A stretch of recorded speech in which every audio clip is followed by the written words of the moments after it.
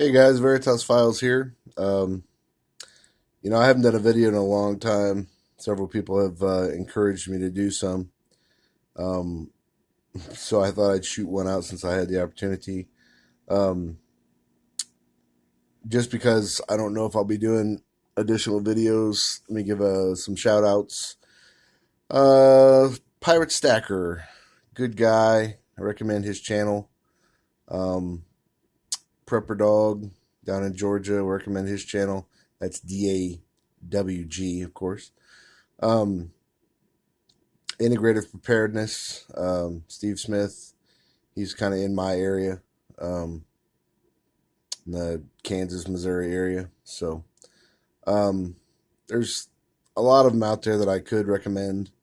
Southern Prepper One, real good guy, um, fellow believer, follower of Christ. So um, I enjoy his channel. And he put out a video recently that I don't know, echoed my own sentiments. You guys know that I'm very much an advocate of preparing for others because, as anyone who preps knows, people do not want to prep. They do not want to deal with reality. They do not want to see the truth. And I'm not the kind of person that's simply going to shut my door to my nephew or my brother or anybody else who um, has made a poor choice. It's not as though I've not made a ton of poor choices in my life. And I would rather starve to death having helped people that I care about than to live knowing that I did nothing and I let them die.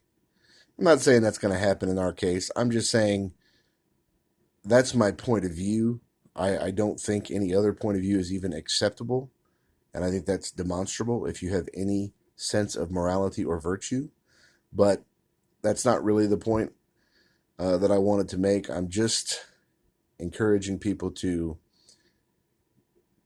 rethink the my way or the highway approach. Um, I realize it puts your own survival at risk, but again, what is the point of surviving if you've had to starve to death all those people that you care about? I don't get it. It's not as though this life is all that there is. Now I know there are people that watch my channel that are subscribed that are not Christians. That's fine.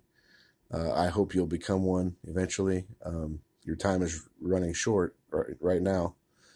I think the religious implications of what is occurring in our present day and what's likely to occur in the next 10 or 15 years, you'll have to ignore the phone.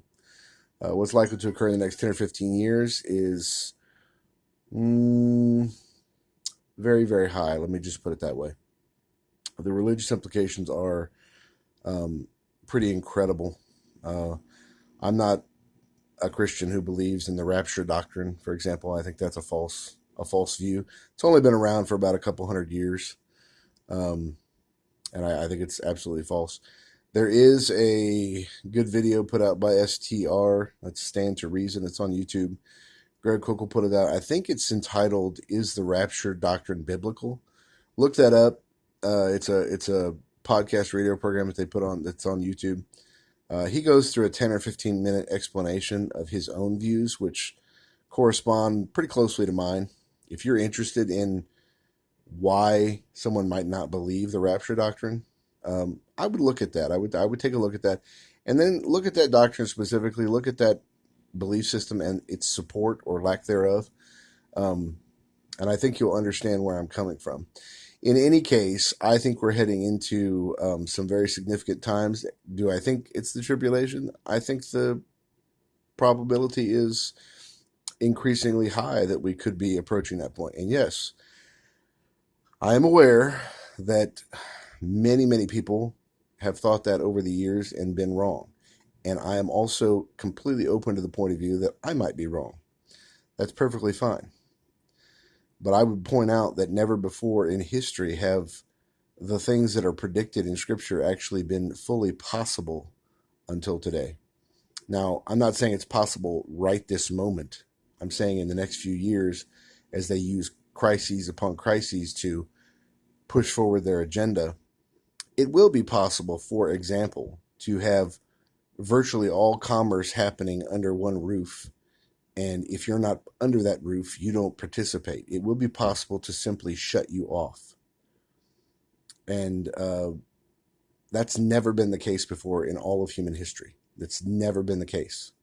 That's one of the reasons why I think we could be heading into that tribulation period. You know, again, I'm open to the idea that I'm wrong. But that leads me to this. You guys know that I'm a proponent of stacking, both as a form of financial preparation for things like retirement if the worst doesn't occur, for generational wealth, something you can pass on to your children, your grandchildren, whoever. And I'm a proponent of stacking for other people. I mean, you see here, this is a fraction of my stack. This is probably maybe 10%, something like that. And I don't know, this is probably worth 10,000, maybe 12. I don't know. There's, I think, 4 or 5 ounces of gold here, and I don't even know how much silver. Well over 100 ounces. But in any case, I would just like to encourage you guys to, and especially those of you who don't really stack, or who only have enough to pay your taxes. I mean, Southern Prepper One, love that guy, but I think he's missing it a little bit, because one of the things that we are going to need, it doesn't matter what society you're in or what your economy is doing, you are always going to need human labor or a claim on human labor, which is what money is. Money is stored human labor. It is stored purchasing power. You're only going to get that purchasing power by providing some kind of labor, backbreaking or otherwise, or by having it stored, one or the other. And if you have any sense, you'll store some up, because you will not be young forever. Your mind will not be sharp forever. Your back will not hold up forever. And you can't afford to be injuring yourself and in a situation where there's no remedy. You can't have a surgery to fix that, you know? So it only makes sense to store up purchasing power. These are hours, days, months, and years that you do not have to do work for someone else. Okay? That's all this is. Okay? And if you can't see the wisdom in that, there's nothing I can do. There's nothing I can do to help you, but I'm pointing it out because I think you guys should rethink your circumstance and your point of view if you think that this is a mistake or this isn't worthy of some attention. Now, does it have to be all that you do? No, of course not. But it probably should make it into your top 10 or 15 preps, okay? And you should be dollar cost averaging into gold and silver as much as you can in a reasonable way over time. I think junk silver constitutional 90% is your best bet. And I think fractional gold is your second best bet. And I think beyond that, it's government minted bullion and generic bullion, like American Silver Eagles, Sunshine Mint Rounds, stuff like that. Anyway, guys, I just wanted to get on here and do a short video, show you guys some of the things that I'm doing, or that I'm continuing to do from long ago. I mean, I've been doing this for well over a decade. And I just want to encourage you guys to cultivate compassion, cultivate some virtue, think about others more than you think about yourself. We all struggle with that because we all think about ourselves first. But I just want to encourage you in a better direction than the way that human beings typically go. We're only going to make it through this if we do it together. So appreciate any thumbs up you want to give me, any shout outs, whatever. Thanks, guys. Bye.